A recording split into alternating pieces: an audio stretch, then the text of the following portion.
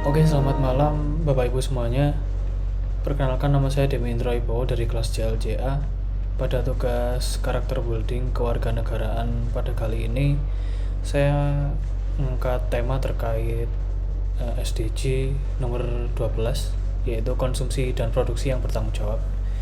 Saya mengangkat tema dinamika food waste restoran di Indonesia, studi, observasi, dan relevansinya.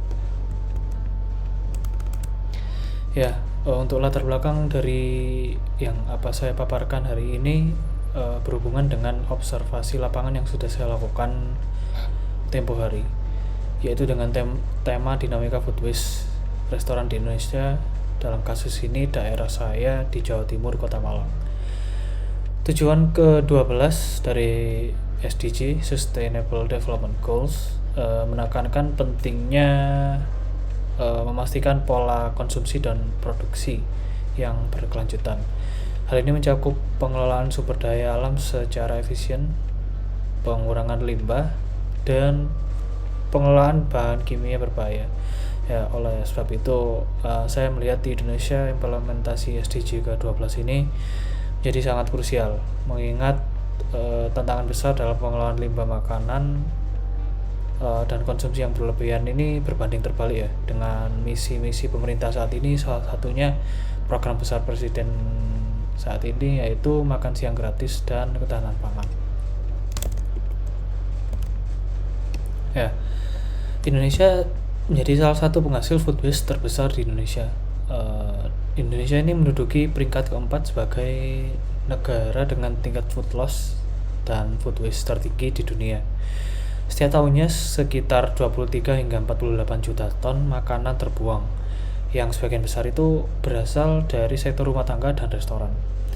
Nah, hal ini menunjukkan adanya ketidakefisienan dalam sistem pangan nasional kita yang perlu segera diatasi. Laporan dan data dari Goodstart memperkuat bahwa Indonesia adalah negara penghasil food waste terbesar di Asia Tenggara.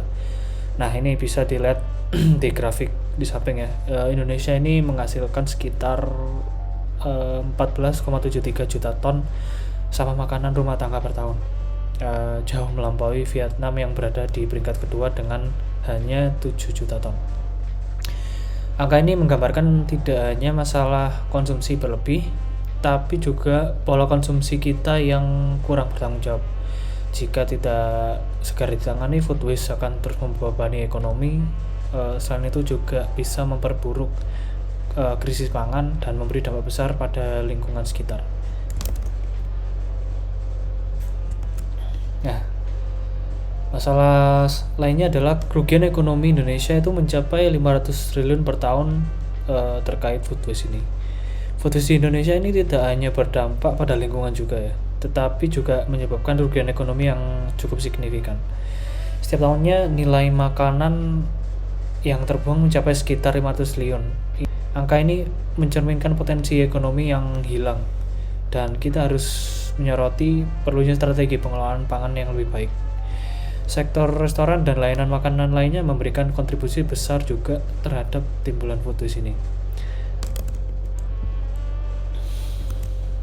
Nah, besarnya makanan yang terbuang ini menjadi sampah ya, juga berdampak pada kerugian ekonomi yang bisa dilihat dari demografik di samping, sekitar 213 sampai 500 triliun per tahun, atau setara dengan 4-5% PDB di Indonesia.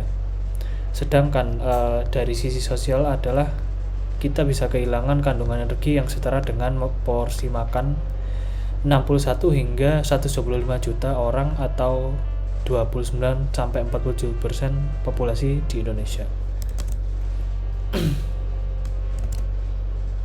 Nah, untuk rumusan masalah yang sudah saya rumuskan bersama kelompok kemarin adalah, yang pertama adalah apa saja faktor-faktor yang menyebabkan tingginya tingkat food waste di sektor restoran dan UMKM di Jabodetabek. Dalam kasus saya karena saya tinggal di Jawa Timur, saya ambil sampel di Jawa Timur. Bagaimana hal ini berkontribusi terhadap pencapaian SDG ke-12. Nah, penting ya untuk mengidentifikasi agar kita menemukan akar penyebab dari food waste ini, baik dari dapur maupun perilaku konsumen, agar strategi pengurangan limbah bisa disesuaikan dengan konteks lokal dan mendukung target SDG ke-12.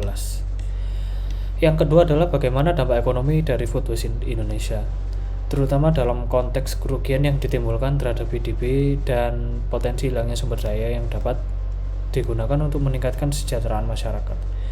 Ya, perlu digarisbawahi juga ya, food waste di sini bukan cuma soal limbah, tapi juga kerugian ekonomi yang juga ternyata berdampak besar. Dengan kerugian mencapai sekian triliun tadi, pentinglah untuk kita paham sejauh mana food waste mengurangi ekonomi nasional dan pembangunan nasional.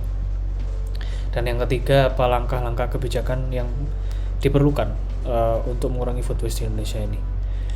Ya, SDG 12.3 ini ya, lebih tepatnya menargetkan pengurangan limbah makanan secara global. Tapi efektivitasnya, implementasinya di Indonesia ini masih perlu dievaluasi, terutama dalam konteks kebijakan lokal dan dukungan terhadap sektor makanan seperti UMKM dan restoran. Nah, berdasarkan hasil wawancara yang sudah saya lakukan dengan teman saya Mas Agung, karyawan Rocket Chicken, bekerja di bidang F&B khususnya di restoran lain cepat saji.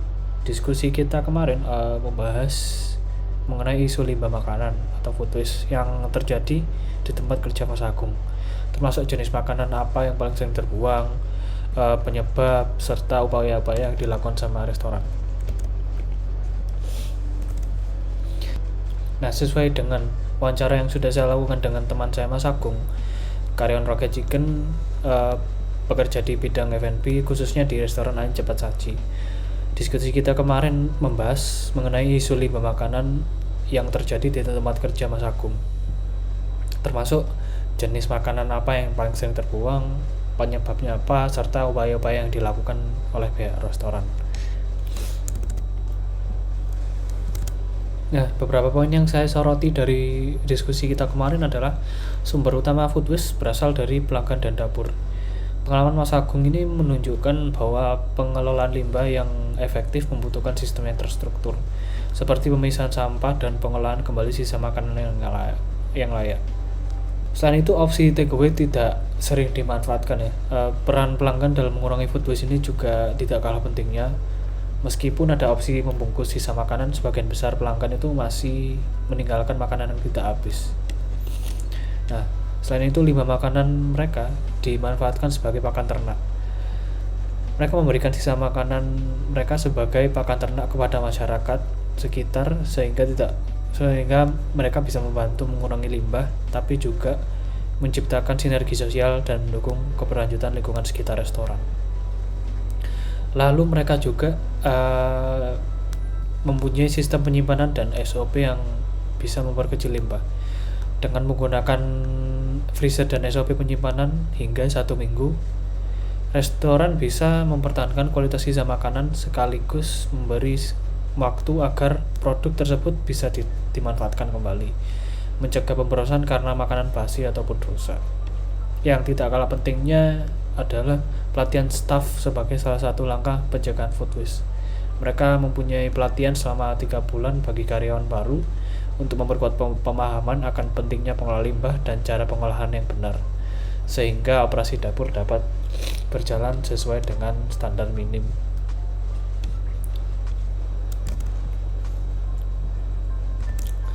Lalu solusi apa saja ya yang mungkin bisa ditawarkan dari ketiga sisi, konsumen, sisi restoran, atau dari sisi pemerintah?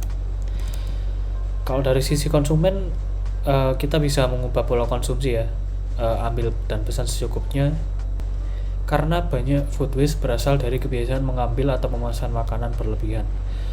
Edukasi dan kampanye publik perlu menanamkan kesadaran bahwa menghargai makanan dimulai dari mengambil sesuai porsi dan menghabiskannya. Masih ada stigma bahwa membungkus sisa makanan itu memalukan, padahal membawanya pulang adalah bentuk rasa tanggung jawab terhadap makanan dan bisa mengurangi limbah yang dibuang di restoran.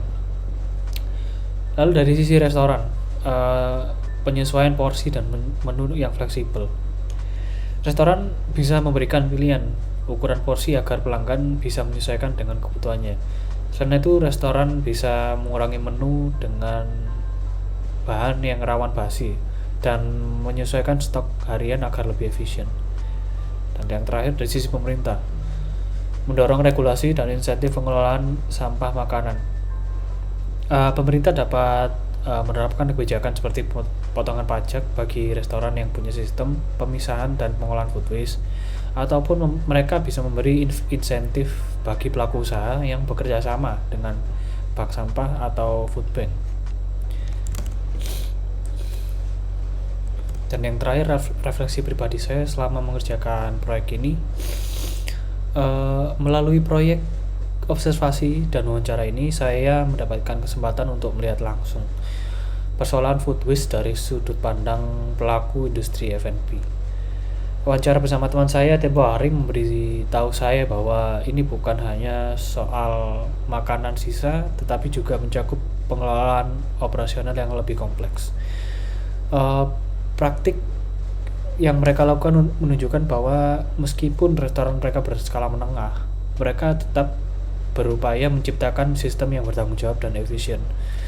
Hal seperti ini meskipun tergolong tindakan kecil, jika konsisten dan semua orang mengerjakan bersama-sama, harapannya bisa memberi dampak yang besar dalam jangka yang lebih panjang. Tapi pengalaman ini juga memperkuat pemahaman saya terhadap ironi besar yang terjadi di Indonesia ini. Di satu sisi, Indonesia menduduki peringkat yang cukup tinggi dalam jumlah food waste di Asia Tenggara, menghasilkan sekian juta ton per tahun. Padahal masalah ketahanan pangan masih menghantui sebagian masyarakat setiap harinya yang kesulitan mengakses makan layak. Pengelolaan food waste tidak bisa lagi dianggap sebagai isu teknis semata. Ini adalah masalah sistemik yang membutuhkan kesadaran kolektif dari berbagai pihak, pemerintah, pelaku usaha, dan terutama konsumen. Budaya konsumsi yang boros, kebiasaan meninggalkan sisa makanan, serta produksi berlebih adalah penyebab utama yang dapat diminimalisir jika ada kemauan untuk berubah. Demikian paparan terkait observasi yang sudah saya lakukan. Saya harap isu ini bisa menjadi perhatian kita semua untuk Indonesia yang lebih baik. Kurang lebihnya mohon maaf. Terima kasih dan selamat malam.